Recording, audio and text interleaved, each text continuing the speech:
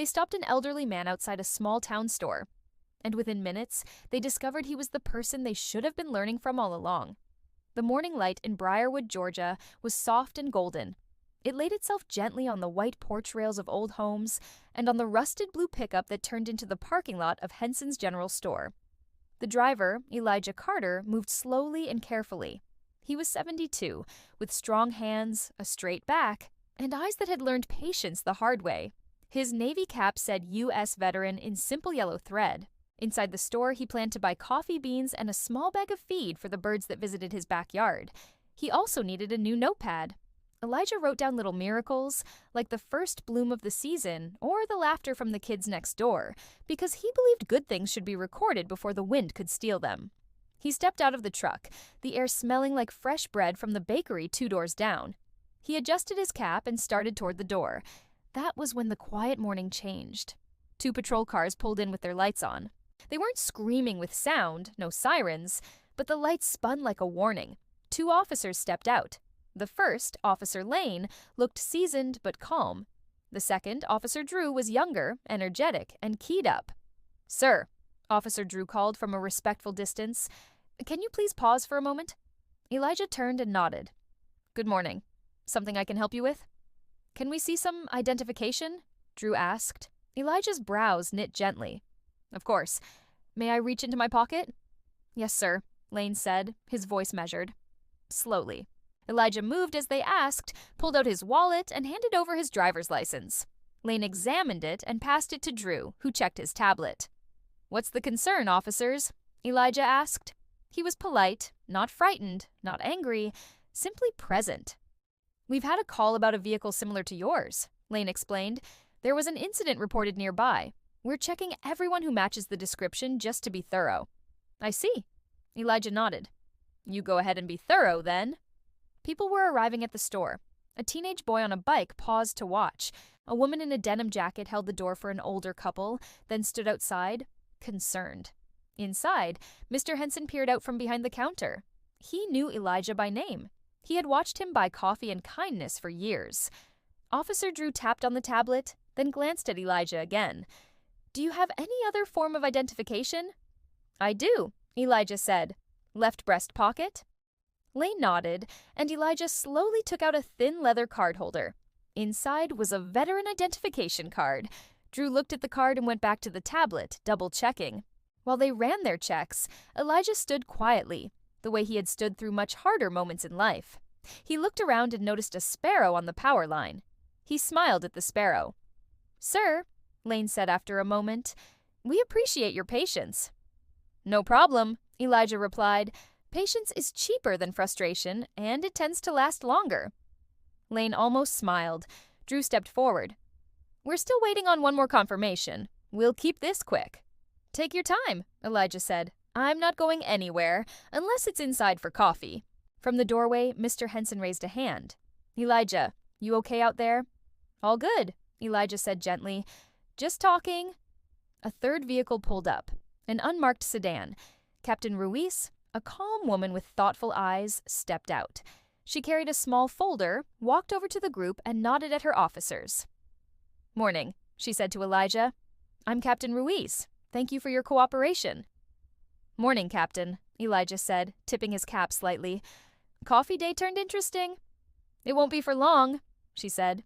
She opened the folder, checked a printed alert, and then held up a photo. "We had a report about a pickup similar to yours connected to a disturbance. The details were thin. We try to be careful." She compared the photo twice, then closed the folder. "Not the same truck, not the same person." She looked up at him. "I'm sorry for the delay." Elijah shrugged kindly. "Better careful than careless." Drew exhaled. Lane returned the cards with both hands, like handing back something important. "Appreciate your understanding." "Understanding is like a bridge," Elijah said. "It's no good unless people walk across it from both sides." A few people nearby smiled at that. Captain Ruiz glanced at the veteran card again, respect in her face. "Thank you for your service," she said. "You're welcome," Elijah replied, modest as always. "These days my service is mostly keeping the bird feeder full." The tension melted. The morning became a morning again. "Sir," Lane said, "if you need anything, please let us know." "I need ground coffee and a notepad," Elijah said with a grin, "but I think Mr. Henson can cover those." He stepped toward the door. Before he went inside, he turned back. "One thought," he said. "When you get calls with thin details, you did right to ask calm questions. Keep doing that. Calm questions save a lot of hearts from speeding up." Captain Ruiz nodded. "That's the goal." Elijah went inside. The bell over the door chimed like a small, happy note. But the story wasn't done. At the checkout counter, Elijah picked his dark roast and the notepad he liked. Mr. Henson rang it up and shook his head. "You don't owe me for the coffee today," he said quietly. "I always owe people for the good things," Elijah replied. "But I'll pay for the beans." They compromised. Elijah paid full price and took a free cinnamon roll anyway. When he stepped back outside, the officers were still there, talking with Captain Ruiz. Elijah walked over and offered them the extra cinnamon roll. "Peace offering?" he said. Officer Drew looked embarrassed. "Sir, you don't need to do that." "I want to," Elijah said. "A sweet treat can keep a thread from snapping." Lane accepted it with a grateful nod. Captain Ruiz smiled. "Sir, would you mind speaking with our new recruits next week? We hold a short session on listening skills and respectful stops. Real stories stick better than slides." Elijah raised an eyebrow. "Me? I just tried to buy coffee." "Exactly," she said. "You stayed calm. You showed respect while asking for respect. That's the lesson." A week later, in a bright training room, Elijah stood at the front. He didn't have a speech. He liked conversations. There were 20 recruits and a handful of officers in the back. Among them were Lane and Drew. Elijah began simply, "I'm here because one morning something small happened that could have turned big. It didn't, because people used calm voices. Calm voices are more powerful than loud ones." He told them about his garden, about the bird feeder, and about the value of asking before assuming. He told them that dignity is not a special gift, it's standard equipment for human beings. A recruit raised her hand. "Sir, how do you stay so calm when it's scary or confusing?" Elijah smiled. "Practice. You practice with small things. When the kettle whistles, don't rush it. When traffic slows, let it slow. When someone asks you a hard question, let the words reach your heart before your answer comes out your mouth." Another recruit asked, "What should we do when the situation is tense?" "Make it less tense," Elijah said, as if it were obvious. "If you can. And if you can't, at least don't add more heat with your tone. Start with respect. If more is needed, you can add firmness later. But once you start with heat, it's hard to cool things down." Officer Lane spoke from the back. "Sir, you said something that day. Understanding is like a bridge." I wrote it down. "I've been trying to walk across that bridge first." "That's leadership," Elijah said, arriving first at the bridge. Officer Drew raised his hand. "Sir, I want to apologize here too. I was quick that morning. I was focused on being thorough, but I forgot thoroughness includes being gentle."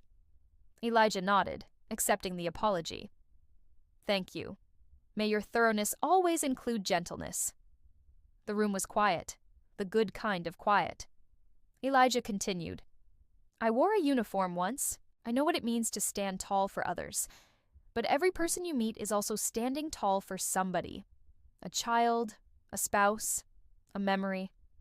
Treat them like that is true, because it is." He held up his new notepad. "I write down the good things, so I don't forget them." I wrote something after that morning. Care turned a check into a conversation. That's a good day. After the session, the recruits lined up to shake his hand. When the room emptied, Drew stayed behind. "Sir, would you meet my father sometime? He's a veteran too. He could use someone to talk to who understands quiet courage." "I'd be honored," Elijah said. Weeks passed. Life returned to its regular rhythm. One afternoon, he was sitting on a bench outside the store when Captain Ruiz approached with Lane and Drew. They had a small framed certificate. "A thank you," Ruiz said, "from the department for strengthening our service through patience, wisdom, and community." Elijah looked down, touched. "I don't know about strengthening your service. Maybe I just reminded you that your service is already strong when it starts from kindness." "It helps to be reminded," Lane said. Drew added, "It helps to see it." They sat for a few minutes. A kid rode past on that same bicycle, now with a new bell. "Captain," Elijah said at last, There is one more thing I'd like to ask. If your officer stops someone who looks worried and their hands are shaking, tell them to give the person a second. People don't always shake because they're hiding something.